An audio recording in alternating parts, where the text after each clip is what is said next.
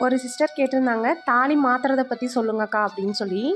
வந்து தாலி அதாவது மாங்கல்யம் வந்து கயிறு மாத்துறோம் அப்படின்னா, நல்ல நாட்களா வந்து தேர்ந்தெடுத்துக்கணும். வெள்ளிக்கிழமை நாட்கள்ல வந்து கயிறு மாத்த வேண்டாம். அப்படி கயிறு மாத்துனீங்க அப்படின்னா, அந்த கயிற வந்து வெளியில போடக்கூடாது. வீட்லயே வந்து வச்சுட்டு, அதுக்கப்புறமா கிணறு இல்லைன்னா குளம் அந்த மாதிரி தண்ணி இருக்கிற இடத்துல தான் வந்து நம்ம போடணும்.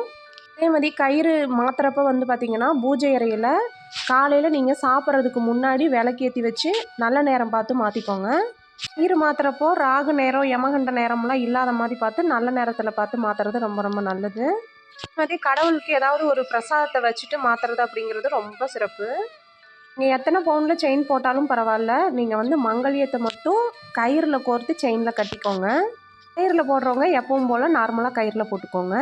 அதே மாதிரி நம்ம நெத்திக்கு குங்குமம் வைக்கிறப்போ, நம்மளோட நெத்தி வகுடுலயும், தாலி கயித்துலயும் குங்குமம் வைக்கிறது அப்படிங்கிறது கணவரோட ஆயுள வந்து நீடிச்சு குடுக்கும்.